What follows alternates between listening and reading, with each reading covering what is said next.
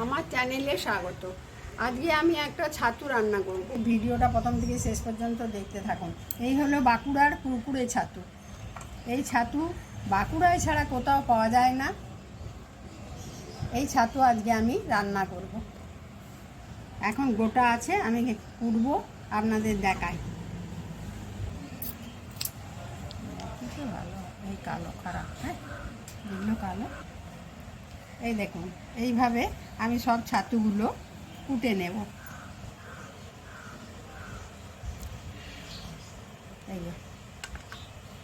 এই ছাতু বাঁকুড়া ছাড়া কোথাও পাওয়া যায় না।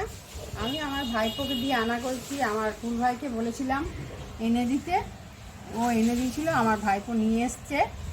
এই ছাতু বাঁকুড়া ছাড়া কোথাও পাওয়া যায় না। এই বর্ষাকালে আষাঢ় শ্রাবণ মাসে পাওয়া যায় এই কুরকুরে ছাতু। এই ছাতু রান্না করে খেলে খুব ভালো লাগে, তাই আমি আনিয়েছি। আর এই ছাতু যেগুলো খোলা শক্ত, সেইগুলো খোলাগুলো ছাড়িয়ে ফেলে দিতে হয় ভেঙে এইভাবে।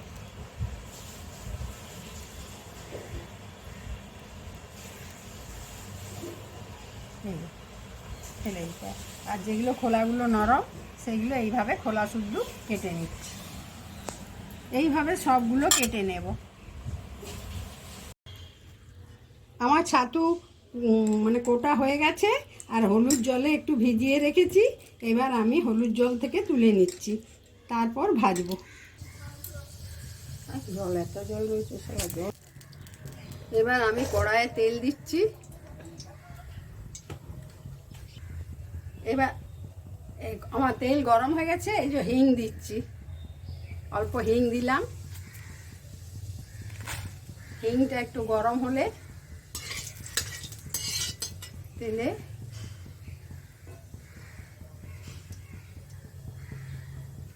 হিংটা দেওয়ার পর পাঁচফোড়ন দিলাম। পাঁচফোড়নটা একটু ভেজে নেব, গন্ধ বেরোবে, তারপর ছাতু দেব। এবার ছাতু দিচ্ছি।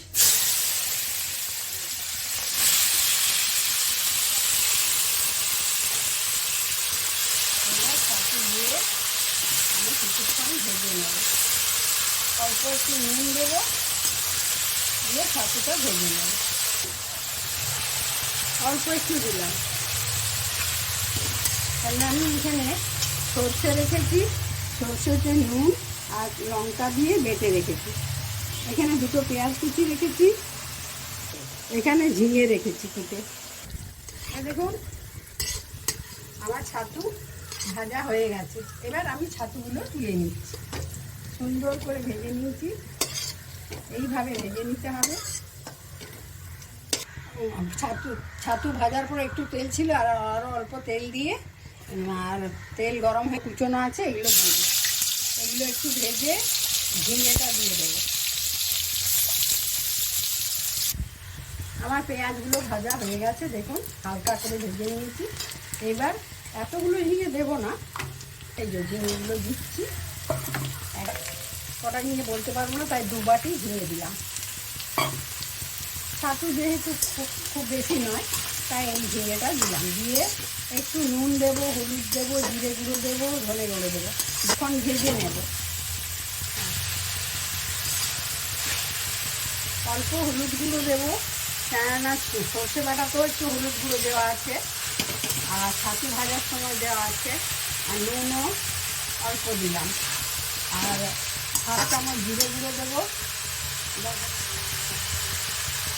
1/2 চামচ জিরে গুঁড়ো, আর 1/2 চামচ ধনে গুঁড়ো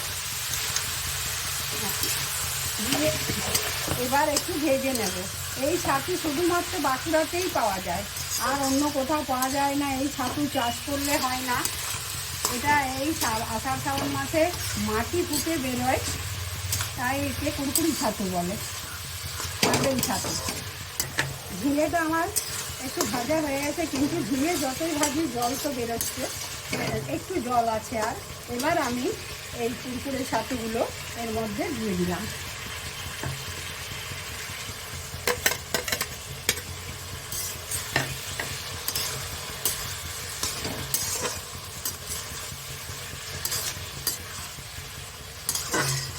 এবার এই এই ছাতু আর ঝিঙে একটু চাপা দিয়ে দেবো, সেদ্ধ হবে।